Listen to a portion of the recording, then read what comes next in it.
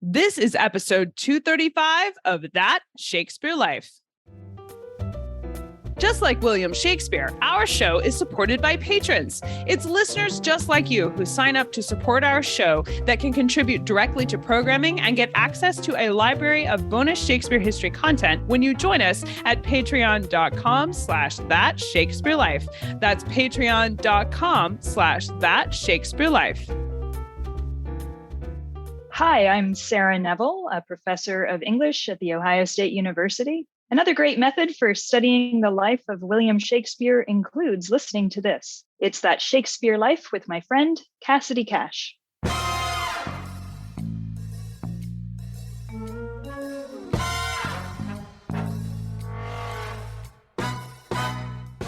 As hard as it is to believe that Shakespeare could have written all that he did without the help of caffeine, he probably missed out on both coffee and hot chocolate.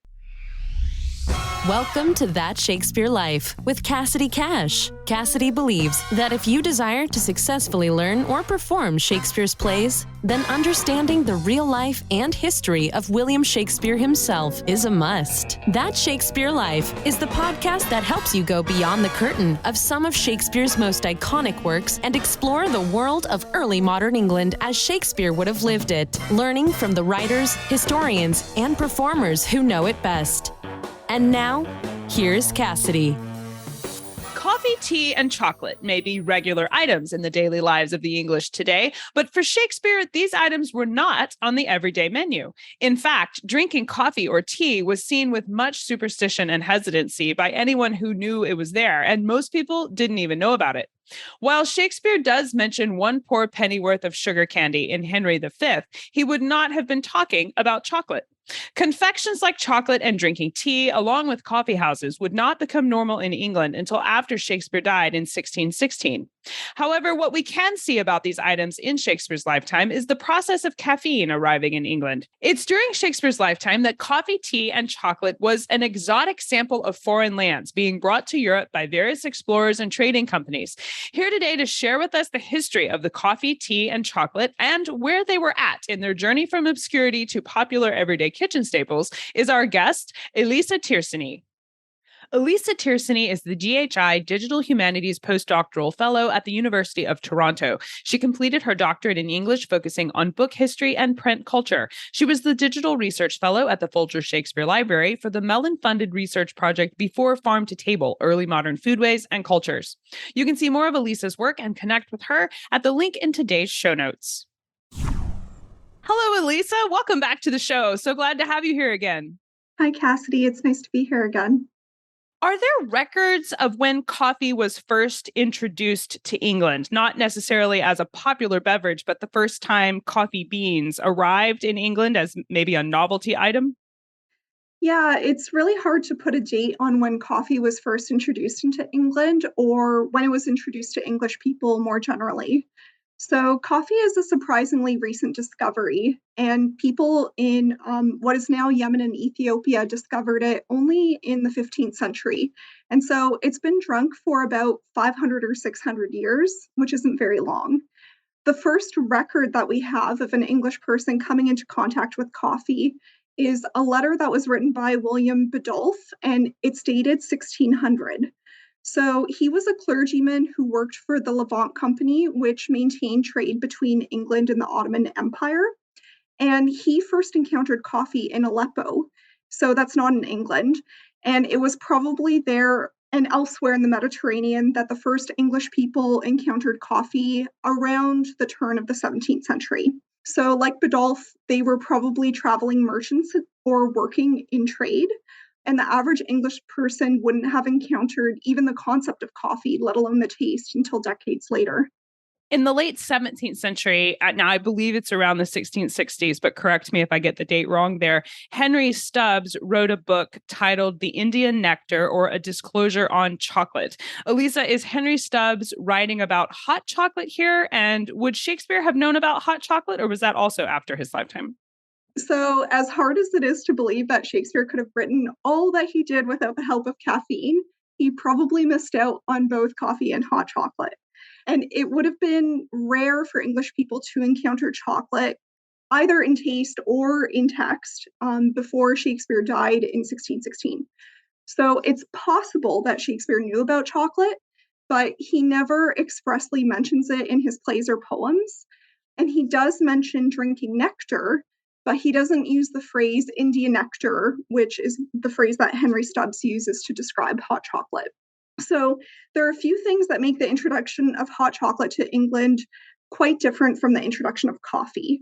So while coffee is a relatively recent invention, hot chocolate has been drunk by Indigenous peoples in what is now known as the Americas for thousands of years. And chocolate was also really culturally much more significant than coffee. So it was used by Indigenous peoples in ceremonies and rituals, and it was also used medicinally, and it could even serve as currency. So, because chocolate was so important to these Indigenous communities, it's generally accepted that Christopher Columbus would have been the first European to come into contact with hot chocolate during his travels. The initial colonizers' accounts actually describe their fear of chocolate, as opposed to, say, like turkey and cornbread, which they readily consumed and enjoyed immediately. So Columbus brought examples of foodstuffs that were new to him back to Spain, and that's how foods like turkey, cornbread, and hot chocolate actually came into Europe. So despite the Spaniards' initial hesitation, hot chocolate became a popular drink that evolved to suit Spanish tastes in ways that were really quite distinct from its original preparation methods. And in fact, it became so popular and distinct in Spain that it actually became like sort of emblematic of the nation. So you might remember that, for instance, in Tchaikovsky's The Nutcracker, the Spanish dance is chocolate.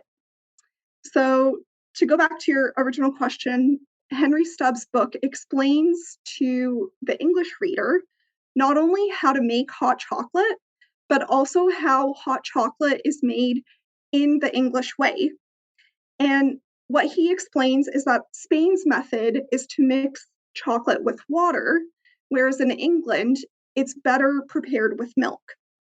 So both Spanish and English hot chocolate recipes included additives, the most important of which was sugar.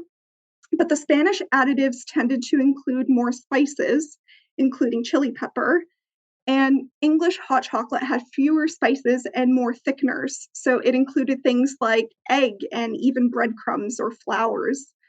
The Spanish recipe is much closer to the recipes that the Indigenous peoples used, which used water instead of milk and included spices like chili pepper and honey.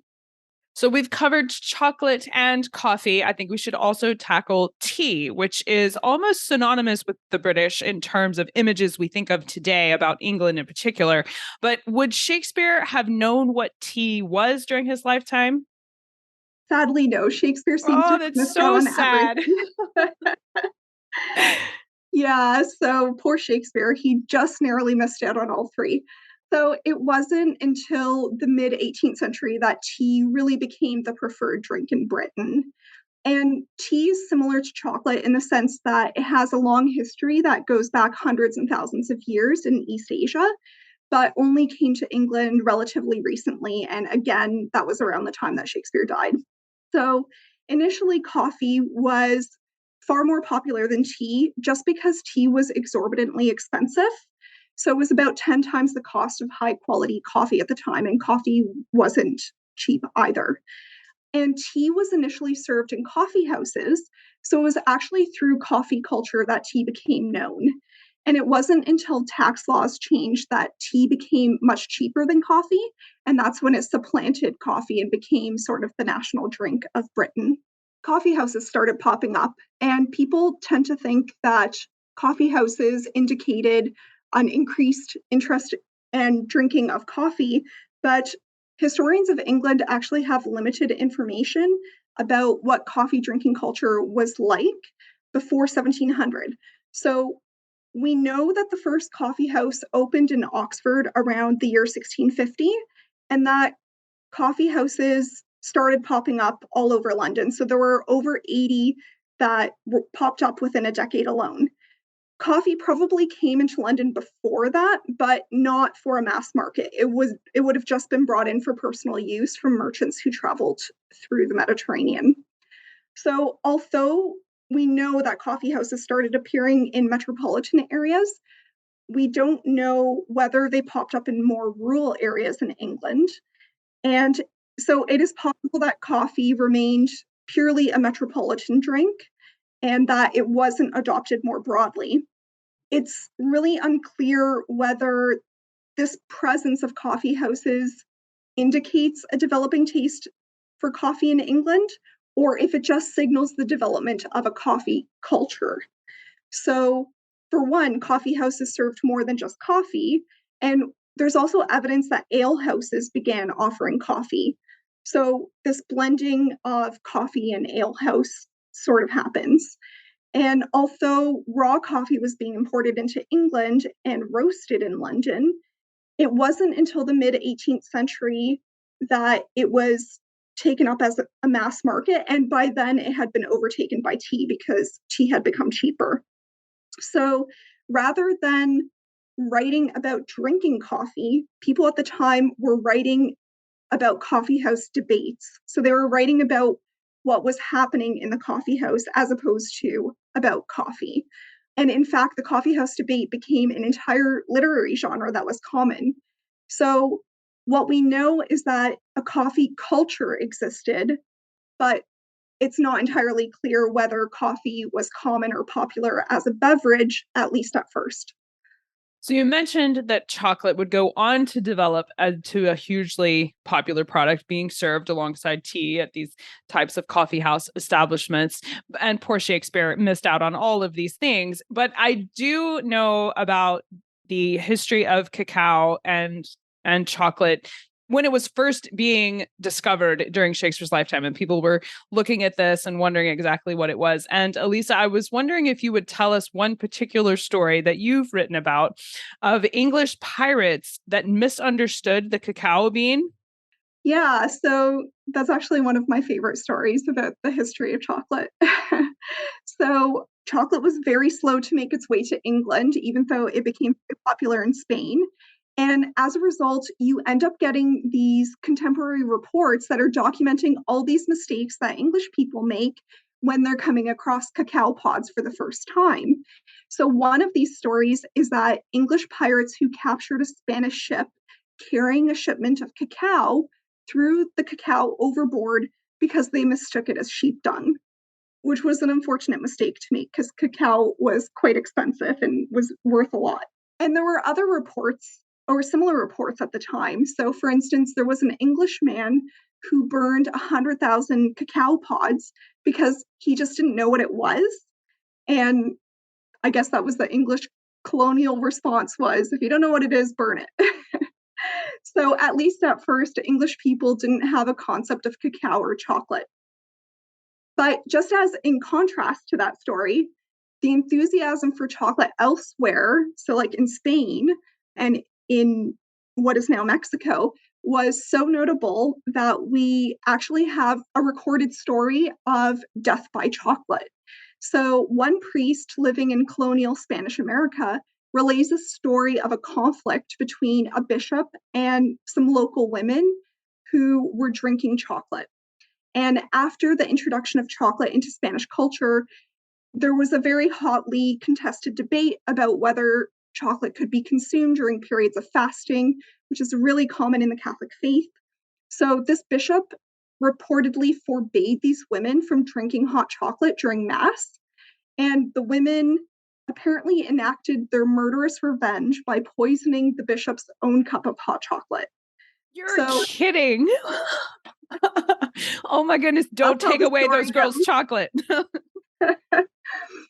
So whether any of these stories is true is unclear, but they certainly show how different and heated the responses to chocolate were. So poor Shakespeare, he's living here in London, traveling back and forth between Stratford-upon-Avon and the big city, and he doesn't get to have coffee, tea, or chocolate. But he must have had some kind of hot beverage that would have been popular for his lifetime. I mean, with the cold, rainy English winters, they had to have had warm drinks to keep back the cold. So what would have been the kind of hot beverages Shakespeare would have enjoyed? Yeah, so there are plenty of hot beverages that he would have drunk, and one of them is Hippocras, which was a popular malt wine at the time. And Hippocras is a wine that's mixed with sugar and spices, and these spices might include cinnamon, clove, ginger, long pepper. It could be served warm, but it could also be served room temperature. And it sometimes contained other forms of alcohol, so like brandy or something, and even milk. So it was commonly drunk in England from the medieval period until about the 18th or 19th century. And one of the things that is so interesting to me about hot beverages generally in this period is that before coffee and tea, there wasn't really a material culture that was specific to hot beverages. So, one of the ways we can actually track the introduction and consumption of coffee and tea in the English diet is that there's an increase in ownership of china, including teapots and coffee pots. And this ownership steadily rose from about 1700 onwards. So that's how we know that's when tea and coffee are really taken up as drinks in England. So you can see the impact of the widespread purchase of these accoutrements in recipes from the period, which start to use measurements like the teaspoon. So unlikely to find a tea cozy in Shakespeare's house. That's right. Now, I know we would love to explore not only the history of coffee, tea, and chocolate, but the history of hot beverages from Shakespeare's lifetime as well. What are some of your favorite books or resources you can recommend we use if we want to explore this topic further? So I would highly recommend a website called Cooking in the Archives, which you can find at rarecooking.com. And it's put together by a colleague of mine, Marissa Nicosia, and she posts early modern recipes that she has modernized so that people can try them using accessible modern ingredients. And one of the recipes that she has written is an early modern version of hot chocolate. And so I would highly recommend that listeners go and try that out. Oh, absolutely. We will have to try this out. And I'm already thinking we should put this on DIY History, which is our companion YouTube channel here for That Shakespeare Life, where we do exactly that and try out recipes from Shakespeare's lifetime. So I'm thrilled to take that over there and see what it tastes like. Now, we ask everyone this next question here at That Shakespeare Life, and that's what's the one book you would take with you on a deserted island? My friends in England tell me I'm supposed to allow you the complete works of Shakespeare and a copy of the Bible. So your choice would be in addition to those. Well, I guess if I was stuck on an island, I would pick, some comfort reading. And so I would pick A Little Princess by Frances Hodgson Burnett. Oh, that's a wonderful choice. I think that's such a comforting book. That would be Yeah, definitely the I thing to have. agree. So what's next for you? What are you working on now that you're excited about? Well, I'm currently writing a book on exactly this topic. So, European responses to new foods such as coffee and tea and licorice and all those good things in the early modern period. So, you can look out for that in the near future. Absolutely. We'll look forward to seeing that and reading it when it comes to fruition. If you would like to follow Elisa Tersigni's work, you may check the show notes for today. We'll have links to where you can follow her, find out more about her latest book, as well as all of the resources that she mentioned for today's episode. Thank you, Elisa Tersigni, for being here this week and taking us through the history of coffee, tea, and chocolate as it relates to the life of William Shakespeare. This has been a really fun conversation, and I thank you for joining us. Thanks so much for having me. If you liked our show today, be sure to let us know about it. Drop us a comment and a rating on the platform you're listening from today. If you would like to see pictures and links to online versions of some of the manuals, letters, and treatises written about coffee, tea, and chocolate from around Shakespeare's lifetime, be sure to stop by the show notes for today's episode. Inside the show notes is where we pack visual content that coordinates with the caffeinated history you're learning about today, along with more information about our guest, places you can follow her work, and a list of the resources Elisa recommends if you want to explore today's topic further. Find all of these things completely free at CassidyCash.com/episode 235. That's CassidyCash.com/EP235. If you love learning Shakespeare history here with us each week and would like to connect with other listeners who love the history as much as you do, along with getting access to special bonuses like award-winning 3-minute animated versions of Shakespeare's plays, exclusive documentary films that have been donated to our patrons by partnering history organizations, as well as the opportunity to have a hand in selecting our episodes for That Shakespeare Life, then consider becoming a patron. Patrons are the backbone of our show. They're a vital part of keeping our show on the air, and your support allows us to connect with great guests, bringing you excellent historical research here each week that's made available completely free anywhere in the world and all without any commercials. If you would like to support our show and help us continue That Shakespeare Life while also getting VIP access to our online community, then join us as a patron today at patreon.com/thatshakespearelife. That's patreon.com/thatshakespearelife. That Shakespeare Life is researched and produced by me, Cassidy Cash. Our audio engineer is Gary Mayholm. That's it for this week. Thank you for listening. I'm Cassidy Cash, and I hope you learned something new about the Bard. I'll see you next time. Bye-bye. Thank you for listening to That Shakespeare Life. As always, the best conversations happen after the episode over at CassidyCash.com. Become a part of a vibrant Shakespeare conversation by adding your voice over at the website. Until next time, remember, when you want to know William Shakespeare, you have to go behind the curtain and into That Shakespeare Life.